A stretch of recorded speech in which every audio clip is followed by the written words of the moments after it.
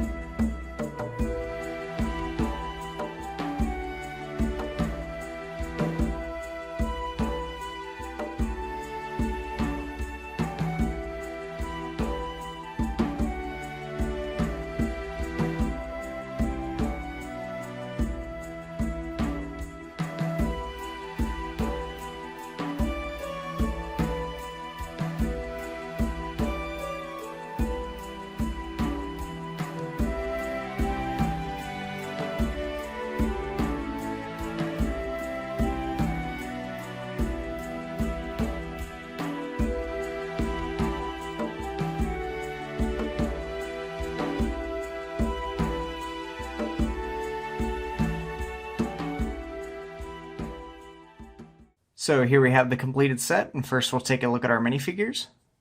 So as the name would imply, we do have guards to go with our Guarded Inn. This one right here is the archer, and he goes in the crow's nest up top. He's got one of those standard Lion Knight prints on his torso there with the crossed axes in black and gold. And this guy is very colorful, being primarily red and black with blue accenting, and then the gray helmet, and of course the little gold on his torso there as well. He's got his bow and arrow piece, and then the quiver to go on the back. Next up we have a second guard to go along the outer wall. And none of these guys officially have any names, although according to the LEGO Legacy mobile game, his name is Headley. He's got the same torso print as the other guy, although this time he's got the Lion Knight's shield there, as well as a long brown spear. And then he does have the different helmet mold as well. Next up we have the Innkeeper. And this is sort of like an early version of a princess figure. It's pretty interesting that she just uses the standard smiley face since they had not done gendered faces at this point. She's got a long pearl necklace in red there on just a plain white torso. And then even has one of these plastic blue capes. And then of course the princess cap in red. She's also got a frying pan there, I guess because she's cooking up some food for the patrons for the inn. And then we've got our actual knight who is staying at the inn, and he has got his armor plating print on the front there. This time he does not come with the outer breastplate like we saw in some of the other sets. It's just this print. And then he's got this slotted black helmet and then a small yellow feather there.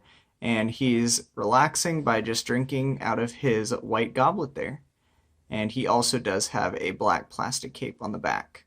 So that's all the minifigs. Now we can look at the set itself.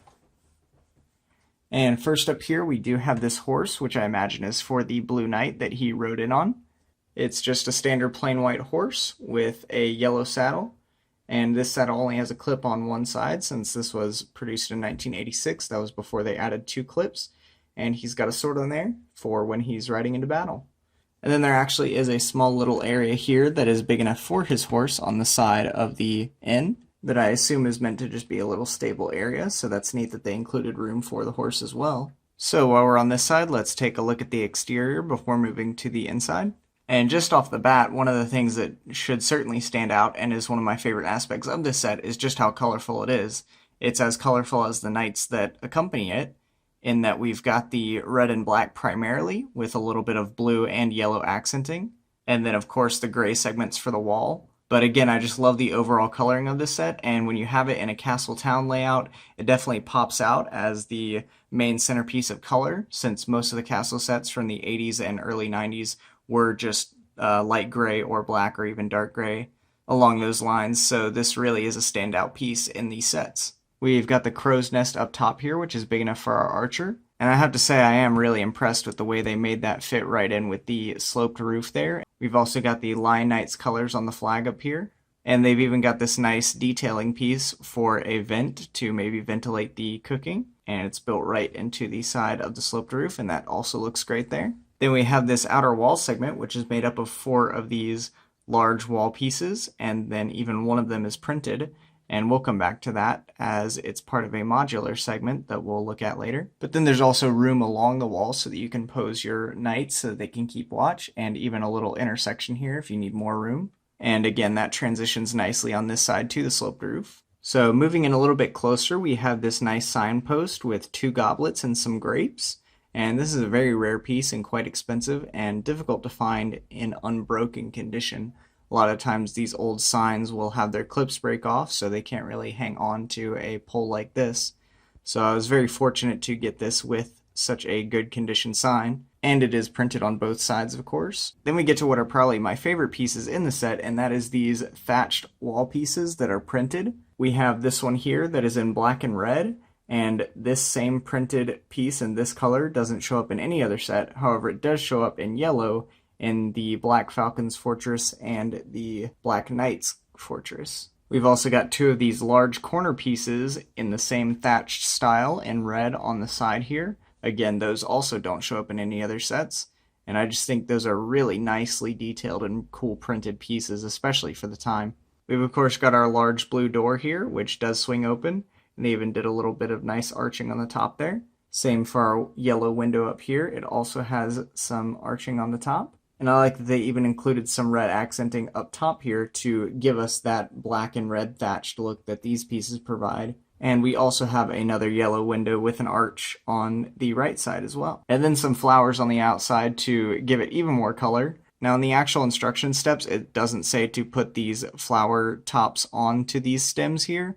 However, I just like the color that it adds, but as you can see, they don't really fit on fully since they're kind of half fallen off there, so these do pop off a good deal, but I like the color that they add, so I leave them there. Then lastly, before moving inside, we do have this large chimney build up here, which actually is continued on to the inside. So one of the easiest ways to get inside is you just slide this entire front wall section open, and I think that's really cool. They've just got 2 hinged bricks right here and here, and that allows for this entire front section to be opened. And since the entire back is opened, it makes it very easy to get in and around this entire set. So here's the continued chimney build. They've just got this tiny little fireplace here. It would have been nice if they included some translucent, maybe a stud or a plate in the bottom here to make it look like there's coals. But even still, with the chimney and just that little build there, you can tell what it's supposed to be, so I like that a lot. And we have another one of these large wall castle pieces on the inside here, built into the wall there, and it is not printed. So we'll turn it around to the other side to get a better view, but as you can see on this side here, there's a 2 wide gap so that you can actually get into the stable from the inn. And then there is another bouquet of flowers placed on the table, just to liven it up for the guests. And we've even got a blue goblet there on this small yellow table. And there's just a yellow 2x2 brick that is supposed to be a seat for the table. And the very last little bit of detailing is that they've just got accessories everywhere. We've got this Black Falcon's shield here, and then a short sword over on the wall here, as well as a flag post and green flag on top. And then on this side, we've also got another short sword and a brown halberd. So they really did pack a ton of detail and color into this relatively small model, and I think it looks fantastic. One of my only complaints that I have with this set is that I feel like they wasted a lot of this upper space here in this sloped roof. Before I built this set, I assumed that there was sort of like a second floor area up in here just because it is so tall. And it looks like they almost went for it, because I mean, they've got a 4x4 plate here that they just basically used to reinforce the roof. But I think if they had brought this down a couple studs, maybe to about here, and made it a larger area, they could have even fit something like a bed in there to make it seem more lived in. Because I mean, that would definitely make sense. You've got the dining area and then the bed if you're an inn. So I do think that if they had used something other than these large black arch pieces, that they could have gotten something like that in this form factor. But all things considered, that's not too major of a complaint. So returning to what I said earlier about this outer segment here being modular, as we saw before with the armor shop, it just has these Technic pins on the side here, and you can just slide that right into another castle set that supports it. And now you've got a pretty sizable castle wall, and I really think that looks great, as I said in the other review. And it would be very easy to get a bunch of these 80s castle sets and line them up and just have an entire castle wall, or maybe even a village that goes around. And maybe one day I'll own enough to be able to do something like that. But either way, this is a great play feature, and I can certainly imagine kids at the time having a great time with this and being able to display all their castle sets together and make it feel like it's a village that's lived in. So adjusted for inflation, the set would have retailed for $46.84, and honestly I feel like that is worth it. While maybe the form factor of this set feels closer to like a $35 set, I do think that given everything you get, the 4 unique minifigures, the horse, all the accessories, and the unique printed pieces, that it would still be worth $46 if it came out today. However, as usual, none of that matters, as current use prices have it at $133.99.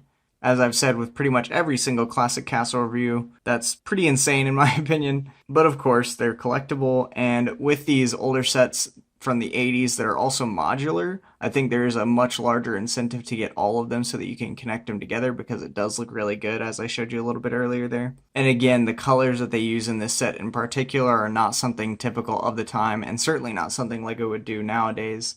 They go for much more muted, natural colors. So anyways, I hope I've been able to show you why I love this set so much, and I hope you enjoyed it as well. That is my review. Thanks for watching.